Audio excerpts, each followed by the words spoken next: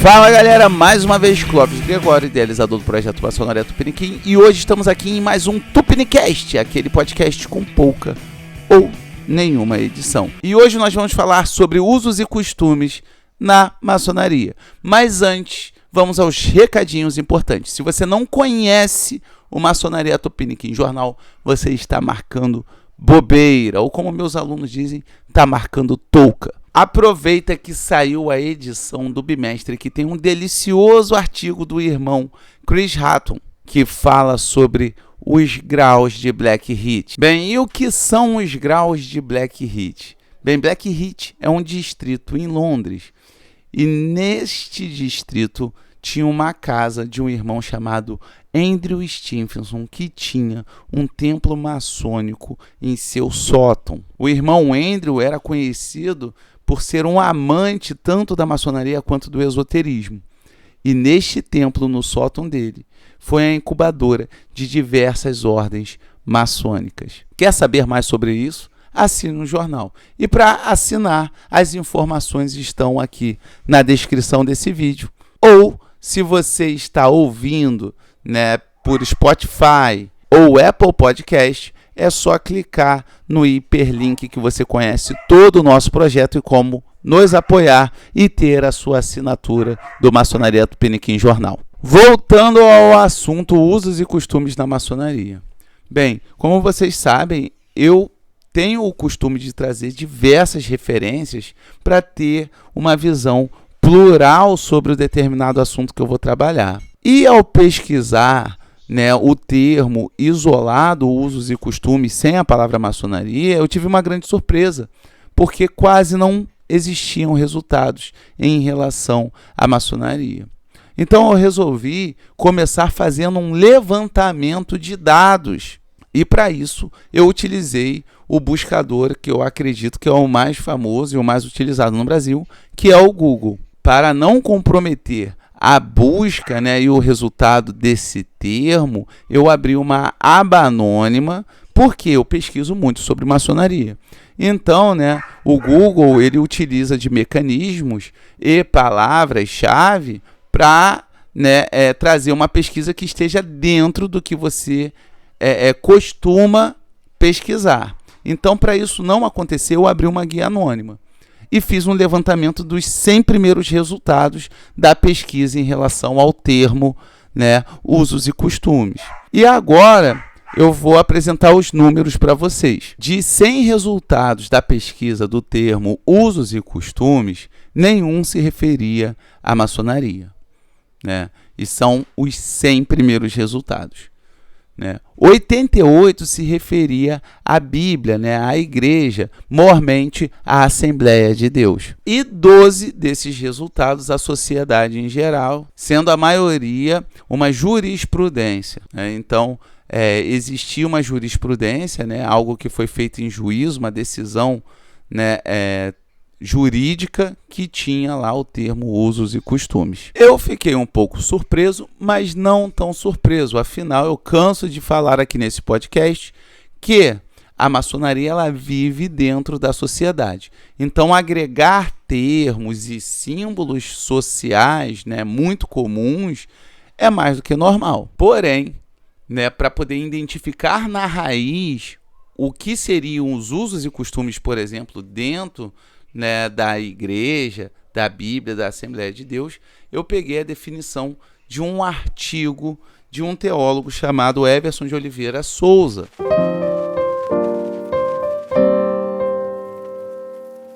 Que diz o seguinte: uso pode se definir como ação ou resultado de usar algo, e costume pode ser definido como prática ou comportamento habitual. Também pode ser entendido como prática ou modo de viver comum a uma sociedade. Então ele pega, antes de entrar no assunto de religiosidade, e coloca a definição de usos e costumes dentro do artigo dele.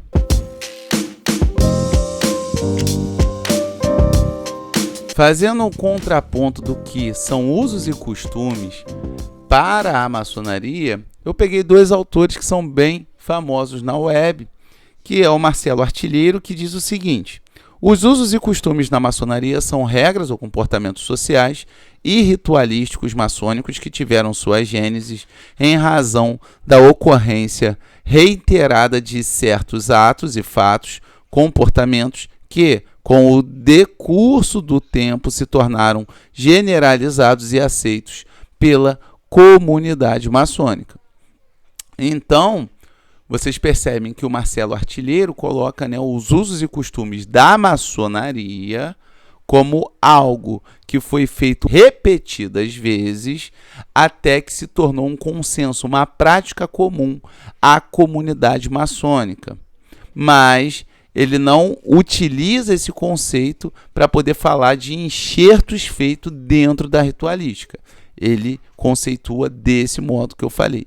Práticas que são muito executadas repetidamente, aceitas e praticadas pela comunidade maçônica. Porém, um outro irmão, né, chamado Pedro Juque, que inclusive, né, é um grande oficial do Grande Oriente do Brasil, que escreve bastante sobre liturgia e ritualística, dispara, né, esses tais usos e costumes, quando utilizados por irmãos mal preparados, dá nisso um monte de besteiras e invencionices que só servem para deturpar os nossos rituais.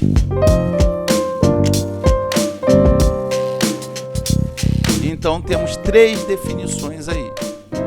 De um teólogo que fala que os usos e costumes são os hábitos comportamentais de vestimenta e tradicionais aceitos e utilizados por uma sociedade, né, por uma comunidade, e aí existirão, né, diversos usos e costumes. Temos o Marcelo Artilheiro falando sobre práticas, né, que são feitas repetidamente ao longo do tempo, que são aceitas e repetidas e praticadas pela comunidade maçônica, podendo refletir no ritual ou não. E temos o Pedro Juque dizendo que deturpa o ritual, que os usos e costumes deturpa o ritual.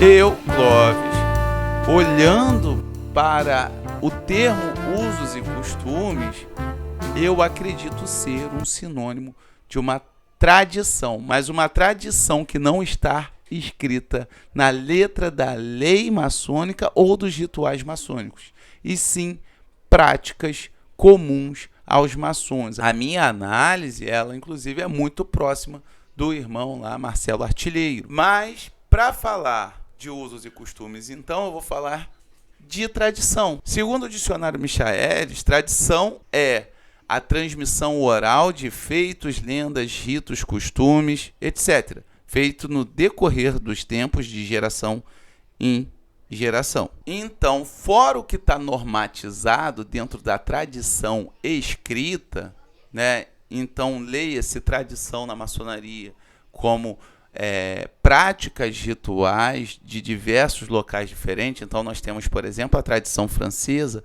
tanto no rito moderno ou francês, quanto no rito escocês antigo e aceito, as práticas da maçonaria, né, anglo-saxã, né, através dos rituais de emulação, Bristol e uma série do craft inglês e do rito de York, lá, né, aquela tradição norte-americana.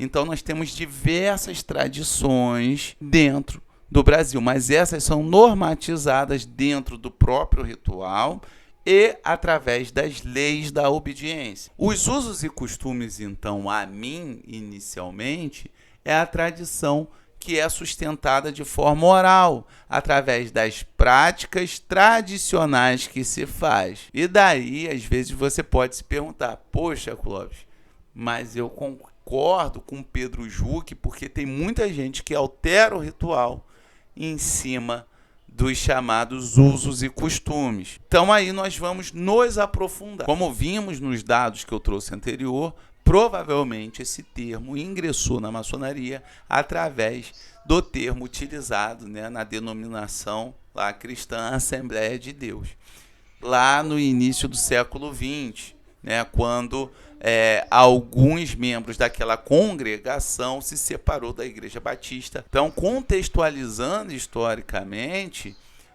essas pessoas que fundam essa denominação cristã aqui no Brasil, eles recorriam aos costumes antepassados, né, em combate à imoralidade. Porém, esse termo hoje, usos e costumes, né, lá para a igreja, né, para os pesquisadores teólogos da igreja, não é doutrina.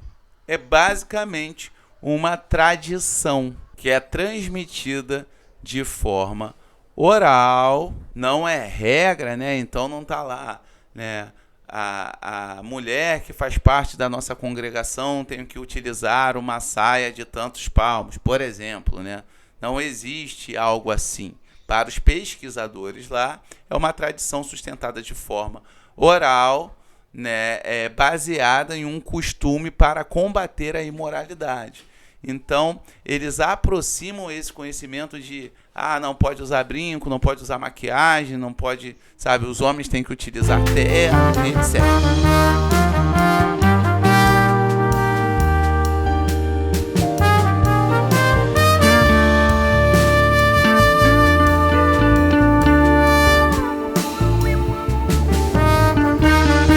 Os usos e costumes na maçonaria, em teoria, seria uma tradição de práticas comuns à comunidade maçônica que, feito repetidamente, acaba sendo, né, praticado por todos. Porém, não deveria interferir no ritual e na ritualística, porque os rituais devem ser seguidos. Então, os usos e costumes, né, a tradição oral das práticas feitas pela comunidade maçônica não deveriam deturpar ou transformar os rituais. Então, por exemplo, temos um exemplo aqui, né?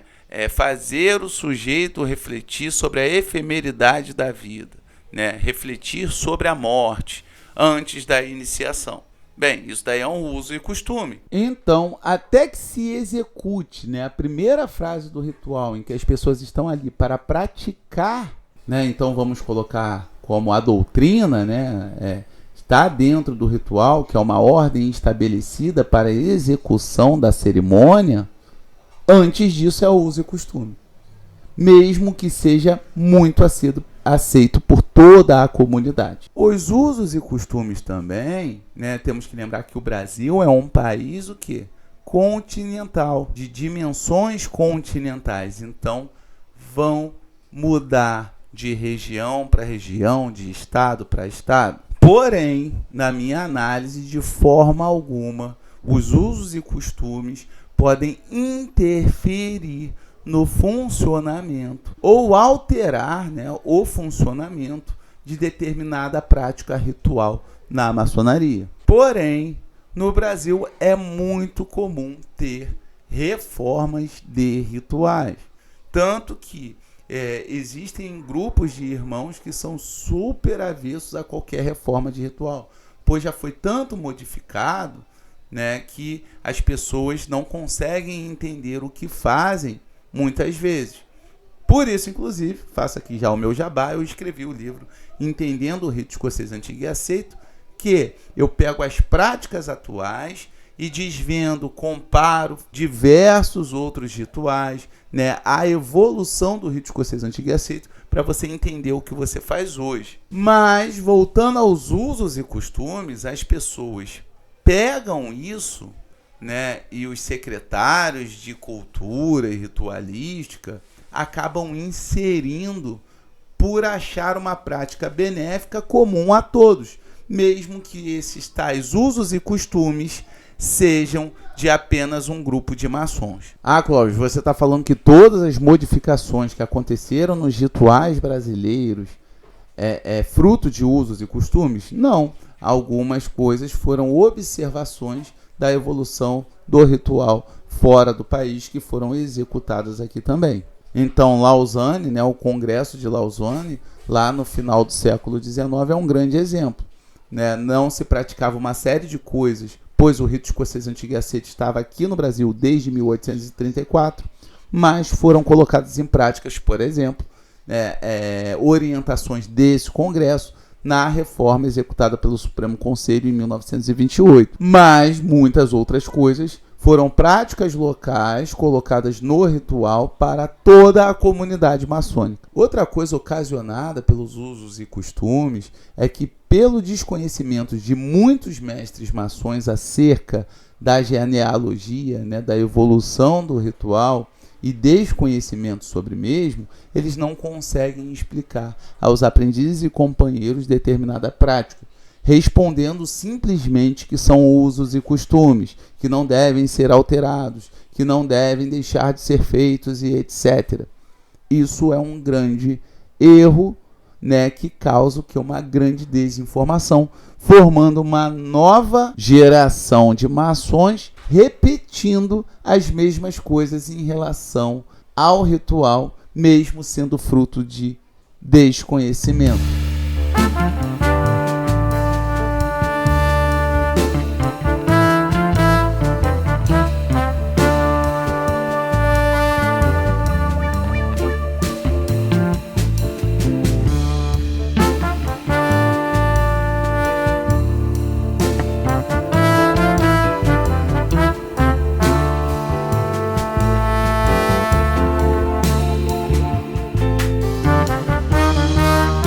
Pô, Clóvis, então no final das contas você é contra os usos e costumes?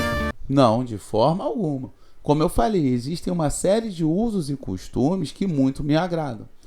Eu condeno os usos e costumes que têm a finalidade de alterar a ritualística, o ritual em si. Por exemplo, a confecção das chamadas peças de arquitetura, dos trabalhos que os aprendizes e companheiros apresentam para que possam passar de grau, é um tipo de uso e costume.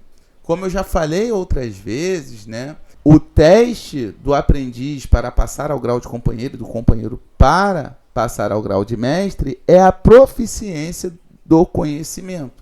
Então, a peça de arquitetura, que era uma expressão utilizada para as pranchas, para o que o orador lia em determinada solenidade para a loja, virou sinônimo de trabalho a ser entregue pelos aprendizes e companheiros para que sejam conferidos pelos vigilantes. Esses trabalhos também são analisados por toda a oficina, de modo que comprove que ele aprendeu o conhecimento ou não. Então isso em si já é um tipo de uso e costume, pois ele deveria apresentar o quê? A proficiência, não necessariamente escrita. É muito interessante observar que, por exemplo, o irmão Edgard, quando ele editou e traduziu o Monitor dos Francos-Maçons, do Thomas Smith Webb, ele fala justamente sobre essa questão dos aprendizes e companheiros serem obrigados a escrever mesmo que não tenham talento sobre, que eles deveriam apresentar o quê? Uma proficiência do que eles aprenderam e não necessariamente colocar no papel, pois nem todo mundo escreve bem. Na minha loja, a gente tomou essa fala do Edgar, e num conselho nós não abolimos o trabalho, mas nós ressignificamos o que seria o trabalho maçônico. Então, sim, a grande maioria ainda vem em formato de textos, mas de forma alguma nós impediríamos, por exemplo, um irmão que apresenta slides e explica, de cor o entendimento dele, um irmão músico que talvez componha alguma música em relação à cerimônia porque ele passou ou a instrução que ele teve, um pintor que deseja pintar sobre as instruções. Olha só quanta coisa nós temos de bacana, mas se nós ficarmos presos ao uso e costume do texto, nós vamos empobrecer a maçonaria em vez de enriquecer. Então, apresentar um trabalho, a chamada peça de arquitetura, como pré-requisito para admissão num grau superior ao seu, eu não vejo problema algum. Agora, ela ser engessada em formato de texto, pelos usos e costumes, aí eu já vejo problema. mesmo porque eu não vi nenhuma obediência ainda ter na letra da lei sobre ter que apresentar trabalhos, mas sim sobre ter proficiência no grau. Então, para finalizar o assunto, a mim, usos e costumes são muito bacanas quando eles não esbarram na prática litúrgica da oficina, principalmente quando eles vêm agregar. E se você sabe as origens desses usos e costumes, enriquece mais ainda a oficina, a história dela, e ainda representa o quê? Aquela unidade, a individualidade em relação a outras oficinas, colocando, né, a maçonaria desse jeito que nós gostamos. É uma maçonaria plural, com diversas práticas e tradições, não necessariamente única e exclusivamente ligados ao ritual, mas um conjunto de elementos que formam aquela comunidade. Bem, nós ficamos por aqui. Eu espero que vocês tenham gostado desse bate-papo. Se gostou, curta, compartilhe, né? Comente aqui, né, no vídeo, mande e-mail para o nosso blog, né? Vamos conversar, vamos discutir, sugiram temas, né? Pois todos serão muito bem-vindos. Ficamos por aqui. Aquele beijo no coração.